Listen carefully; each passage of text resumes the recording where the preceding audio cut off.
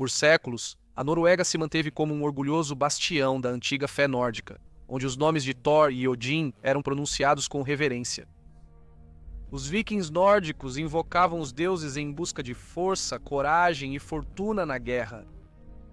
Mas no 10º século, os ventos da mudança começaram a soprar. Os reis e a nobreza da Noruega, seja por ambição política ou pela promessa de maior legitimidade, lentamente voltaram seu olhar para o cristianismo. No entanto, em meio a essa mudança de maré, um homem se levantou em desafio, e esse era Hakon, o poderoso, um guerreiro de espírito inabalável e crença inabalável que se recusaria a se ajoelhar. Enquanto outros se curvavam diante da cruz, ele se mantinha firme sob o martelo de Thor. A história da Noruega o descreve como o último campeão do paganismo no trono da Noruega. Ele era um homem de grande talento natural, destemido, mas prudente, formidável em batalha e, em seus primeiros anos, justamente popular por sua generosidade e governo justo. Foi Hakon quem tomou o trono da Noruega, da linhagem de Harald Fairhair, tirando o poder de uma dinastia outrora inabalável. A história da Noruega descreve Hakon como ganhando um poder muito além do que qualquer um de seus antepassados. A Heimskringla, que foi a grande saga dos reis nórdicos, dedica um capítulo inteiro à sua vida e feitos, mesmo que ele nunca tenha se coroado rei. Poetas e escaldos cantaram suas inúmeras vitórias em batalha, mas acima de tudo, eles elogiaram sua devoção inabalável aos antigos deuses. Um escaldo cantou isso sobre seus feitos: ataque ao conde tão bom e sábio, deixe todos os templos antigos se erguerem. Os templos de Thor, erguidos com mão acolhedora que haviam sido arruinados pela terra, seus valentes campeões que foram mortos em campos de batalha através do mar principal para Thor, o deus do trovão. Pode contar como para os deuses tudo acaba bem. O guerreiro robusto agora mais uma vez oferece o sacrifício de sangue, o portador do escudo no jogo de Loki invoca mais uma vez o grande nome de Odin. O conde conquistou com mão forte tudo que fica ao norte da terra de Vikan. Na tempestade de batalha e chuva de ferro, Hakon espalha o domínio de sua espada. Enquanto outros vacilavam, Hakon se manteve firme, um único campeão dos antigos costumes em uma terra rapidamente sucumbindo ao domínio cristão. Ele não apenas resistiu à mudança, ele lutou para preservar a alma de uma Noruega pagã. Esta é a história do guerreiro que derrubou a casa de Fairhair. Esta é a história do último grande pagão nórdico. Hakon, mais tarde conhecido como Hakon, o Poderoso, nasceu por volta do ano 937 na casa de Laid. Ele era filho de Sigurd Hakonsson, o poderoso Jarl de Laid e governante dos vastos reinos do norte de Trøndelag e Hålogaland. As ilhas de Lade eram superadas apenas pelos reis da Noruega em poder e prestígio, um status devido não apenas ao sangue nobre, mas ao seu controle sobre Trøndelag, uma região de grande fertilidade e de imensa importância econômica para o norte da Europa. O cronista Adam de Bremen afirmou que a linhagem de Hakon remontava a Ivar, seja Ivar o Desossado ou o lendário Ivar Vidfane, ambos reis vikings lendários por direito próprio, e até sugeriu que ele descendia de uma raça de gigantes. As sagas foram ainda além. Dizia-se que Hakon nasceu do sangue de Odin, um descendente de ascendência divina. Durante a era viking, governantes e reis eram frequentemente ligados aos deuses. Por isso, acreditava-se que eles eram favorecidos nas batalhas e possuíam poder divino. A vida precoce de Hakon se desenrolou sob o reinado de Hakon, o Bom, o primeiro rei cristão da Noruega e filho de Harald Cabelos Belos. Durante esse tempo, o pai de Hakon, Jarl Sigurd, tinha grande influência como um amigo próximo e conselheiro do rei. Sigurd desempenhou um papel delicado, esforçando-se para mediar entre Hakon, o Bom, e a população ferozmente pagã, enquanto o rei introduzia o cristianismo na terra. Mas nem o favor divino, nem a boa vontade real poderiam proteger o reino da tempestade que estava prestes a chegar. A história da Noruega lembra Hakon em termos brilhantes, um homem esplendidamente equipado em corpo e mente. Ele era um grande guerreiro, bonito de aparência, sábio, resoluto e afável em seu comportamento. Sua família era, em alguns aspectos, tão nobre quanto a de qualquer rei, pois ele pertencia à antiga aristocracia tribal que governava Trondelag desde os primeiros tempos germânicos.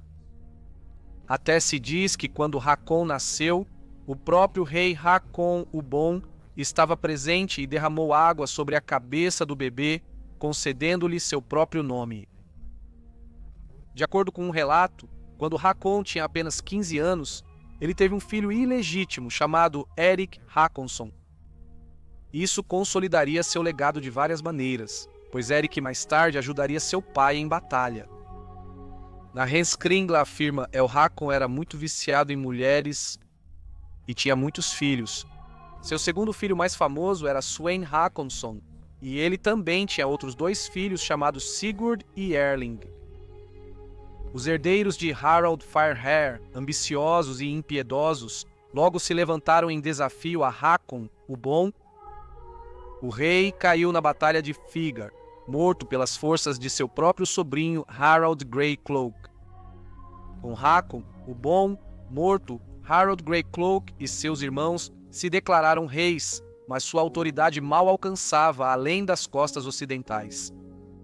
Desesperados para consolidar o poder, eles recorreram ao derramamento de sangue, buscando eliminar todos os pretendentes rivais e homens poderosos, incluindo os Jarls de Lade.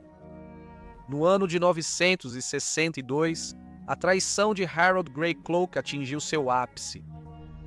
Enquanto participava de um banquete, Sigurd Hakonsson foi emboscado e queimado vivo, ainda dentro de seu longo percurso. A notícia do assassinato de seu pai chegou a Hakon, que na época era um jovem de cerca de 25 anos.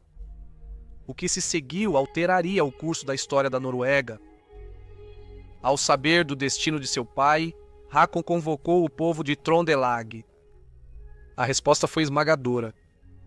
Uma grande multidão se reuniu, unida na dor e na fúria, exigindo vingança contra Harald Greycloak e sua parentela traiçoeira. Hakon não marchou imediatamente para a guerra.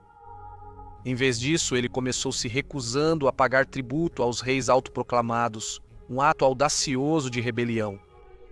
Seguiram-se escaramuças, batalhas sem nome perdidas no tempo. Cada uma inconclusiva, mas feroz.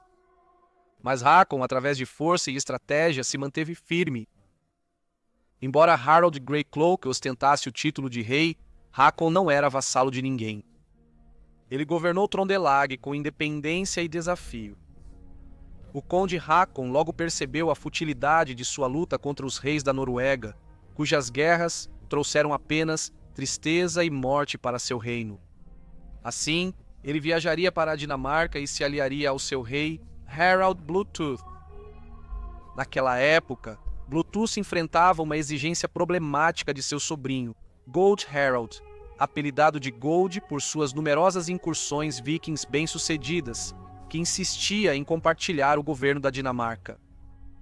Confiando na sabedoria de Hakon, o rei procurou seu conselho.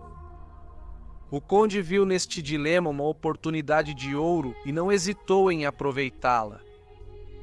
Ele aconselhou Harald a não matar seu sobrinho, alertando que tal ato provocaria indignação e alienaria uma poderosa facção na Dinamarca que favorecia a reivindicação de Gold Harald ao trono.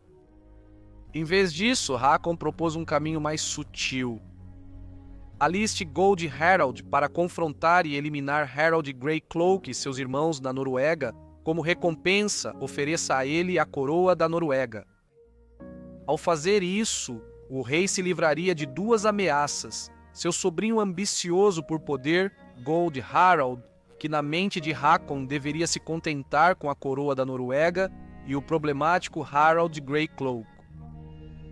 Este plano agradou a Harald Bluetooth e, após alguma hesitação, ele encontrou a determinação para agir. Bluetooth enviou uma mensagem calorosa e lisonjeira para Harold Greycloak, convidando-o a recuperar seu antigo feudo na Dinamarca, uma oferta adoçada pela promessa de suas receitas. Greycloak aceitou e navegou para a Dinamarca com 3 navios e 240 homens, mas o convite era uma armadilha. Assim que pisou em solo dinamarquês, Gold Harald atacou, massacrando ele e quase todos os seus guerreiros. Mas este foi apenas o primeiro ato que Hakon havia orquestrado. No segundo, o conde retornou ao rei Harald e o alertou que seu sobrinho Gold Harald, agora prestes a se tornar o rei da Noruega, poderia em breve se provar uma ameaça maior do que Greycloak jamais foi. Com uma resolução direta, Hakon se ofereceu para eliminá-lo também, se o rei jurasse não buscar vingança. Em troca, Hakon pediria para manter a Noruega como feudo, reconhecendo a coroa dinamarquesa como sua soberana. A proposta, impiedosa mas astuta, era profundamente tentadora para Harold Bluetooth, como muitos homens fracos. Ele levantou objeções, apenas para vê-las serem dissipadas. Logo após a morte de Harold Greycloak, o conde Hakon avançou sobre Gold Harald com um exército de guerreiros. Sem demora, a batalha irrompeu. Hakon saiu vitorioso e Gold Harald foi feito prisioneiro. Sem perder tempo, o conde ordenou que ele fosse enforcado na forca. Com seus rivais fora do caminho, Hakon e rei Harald reuniram um grande exército e navegaram para a Noruega. Tão completo era o plano deles, tão paralisados estavam seus inimigos, que eles tomaram todo o reino sem a necessidade de desembainhar uma espada. Assim, através da maestria política, o conde Hakon, de um conde exilado, acabara de submeter toda a Noruega e agora a tinha sob seu domínio. Harald Greycloak era cristão, passou muito tempo em Northumbria, já que seu pai, Eric Bloodaxe, era seu rei. Greycloak foi retratado como dizimando a população pagã da Noruega e destruindo muitos de seus templos em um genocídio cultural. Mas Hakon defendeu os deuses nórdicos e, enquanto viajava pela Noruega, ordenou que em todas as suas terras os templos e sacrifícios fossem restaurados. De acordo com a saga dos reis da Noruega, quando Hakon governou, as estações melhoraram e o povo nórdico finalmente teve esperança após anos de fome. Devido a este presságio, isso legitimaria ainda mais o governo de Hakon na Noruega. No entanto, a dinastia Fairhair não havia terminado com Hakon.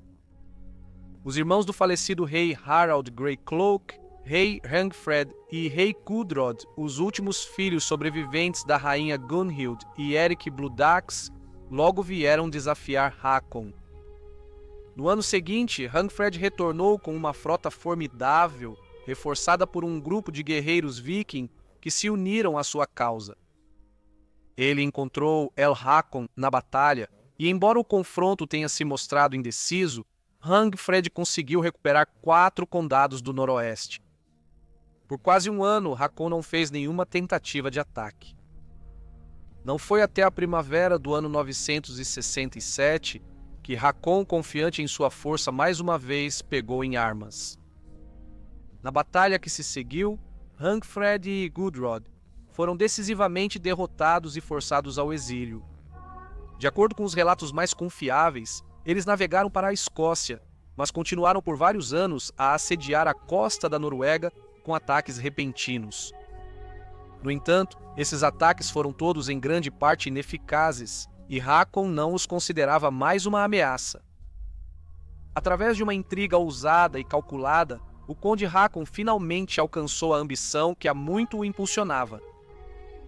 Ele vingou a morte de seu pai, humilhou seus inimigos e ascendeu ao poder.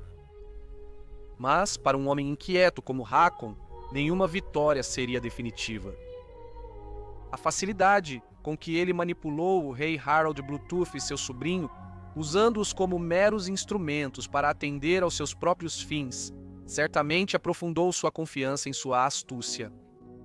Não demorou muito para que uma nova ambição se enraizasse em sua mente, de se livrar de sua lealdade à coroa dinamarquesa e governar a Noruega de forma independente.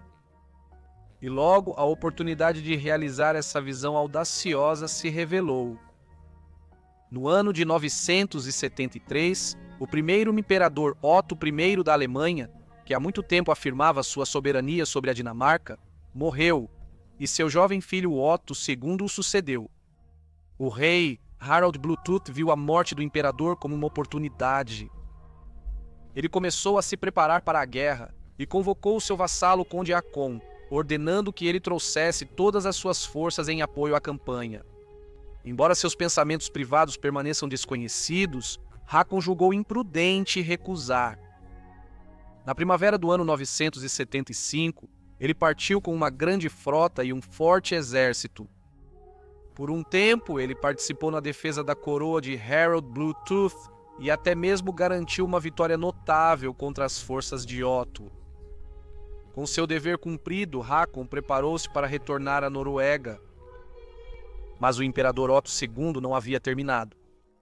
Ele mais uma vez reuniu suas tropas, atravessou o fiord para a Jutlândia e avançou profundamente em território dinamarquês. O rei Harald respondeu rapidamente, marchando com seu próprio exército para enfrentar a ameaça. Seguiu-se uma batalha feroz, na qual o imperador finalmente levou a melhor.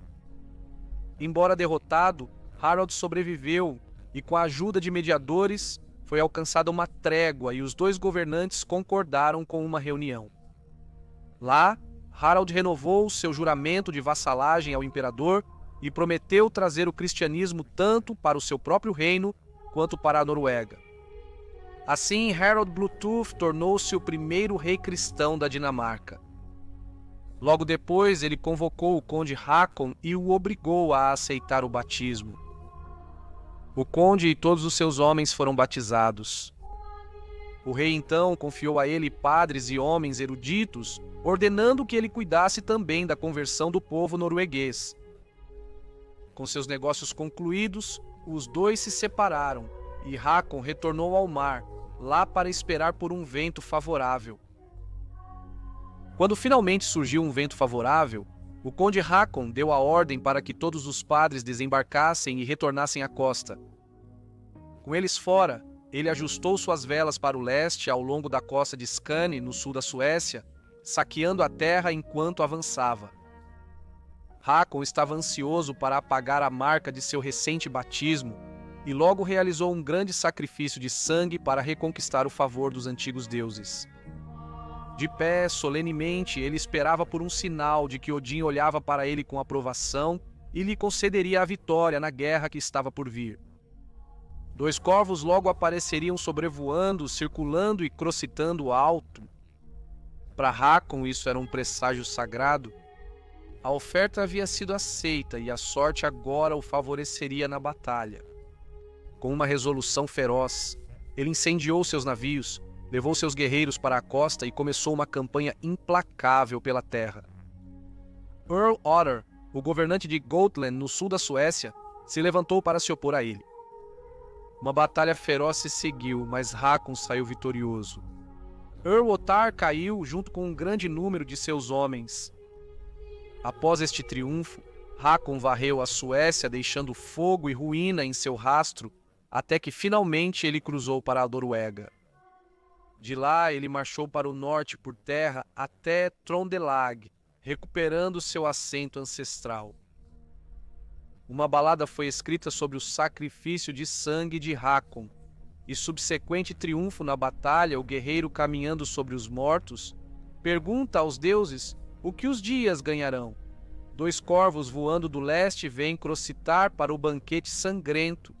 O guerreiro sabe o que eles pronunciam. Os dias em que o sangue de Gotland fluirá a um banquete viking, Haakon manteve.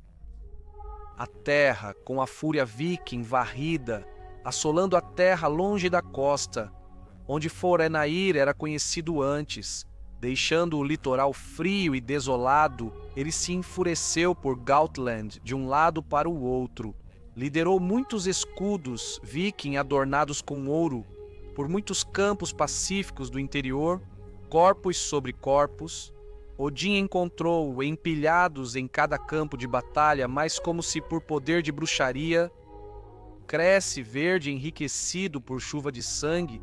Não é de se admirar que o deleite dos deuses em dar tanta sorte em cada luta para os homens de Hakon, pois ele restaura seu templo em nossas costas da Noruega.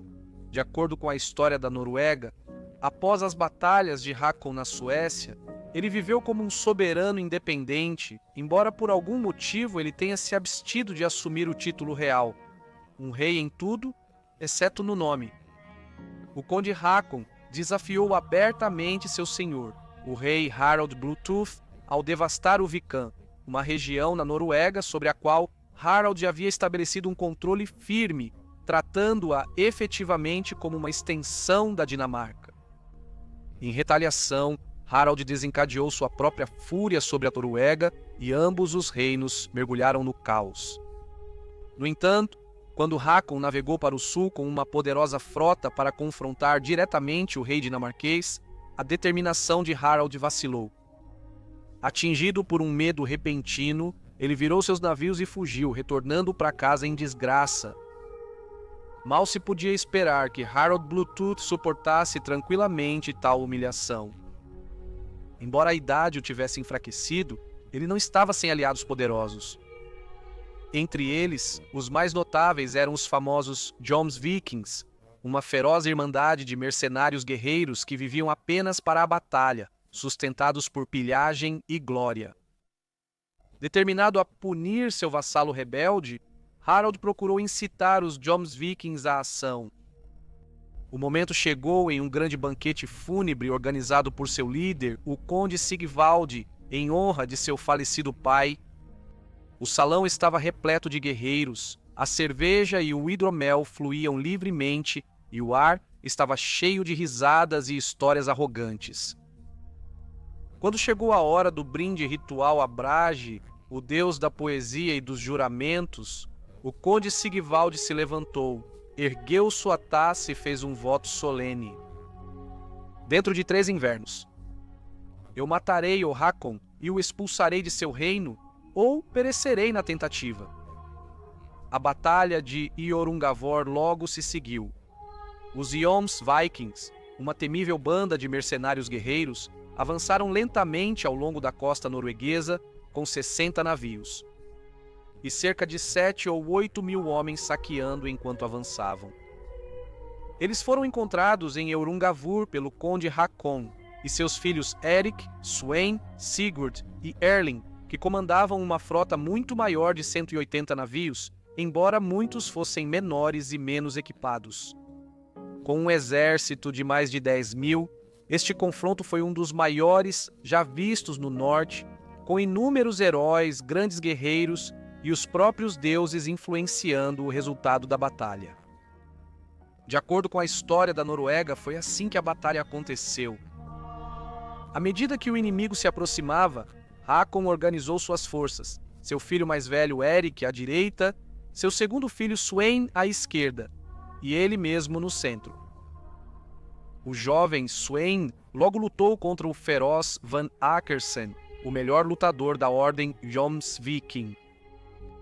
Mas Erik veio em seu auxílio, fazendo Van recuar antes de correr para manter a linha contra Bu o Grande, outro guerreiro celebrado. A batalha se intensificou, o ar ficou denso com flechas e lanças. Hakon, de pé corajosamente na proa de seu navio, teve sua camisa masculina rasgada em pedaços pelo ataque. Então, diz a lenda, Hakon desapareceu da luta.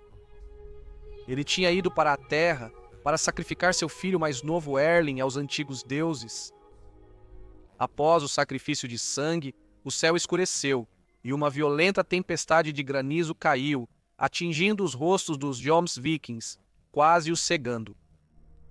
Alguns até declararam que viram as donzelas de Odin, as valquírias, de pé na proa do navio de Hakon, disparando flechas mortais.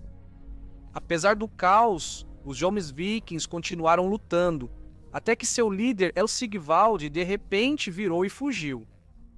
Proclamando que ele não se inscreveu para lutar contra feiticeiros pagãos, a fuga de Sigvaldi quebrou o moral dos Jomsvikings e muitos seguiram em retirada. O poder de El Hakon agora estava tão firmemente estabelecido que ninguém ousava desafiar seu governo. A terra prosperou, as colheitas foram abundantes, os mares férteis e o povo desfrutou de longos anos de paz e contentamento. Um poeta na corte de Hakon escreveu isso sobre seu governo. Quem antes já viu 16 condes subjugados por um, quem viu toda a terra da Noruega conquistada pela mão de um único herói corajoso, será lembrado por muito tempo como Hakon governou com espada e escudo. Quando as caudas no mastro do viking girarem, seu louvor ressoará em todas as bocas. No ano de 995, começaram a circular rumores pela Noruega de um rei na Irlanda, dito ser de sangue norueguês. Esses rumores logo chegaram aos ouvidos do conde Hakon, que, preocupado com suas implicações, enviou um agente de confiança para a da Irlanda, disfarçado de comerciante. Sua missão era descobrir se este homem era de fato Olaf Tryggvason, filho de Tryggvi Olafsson, bisneto de Harald Fairhair, e portanto um herdeiro legítimo do trono norueguês. Se sim, Hakon instruiu seu homem a atraí-lo para a Noruega, onde o conde poderia trazê-lo sob seu controle.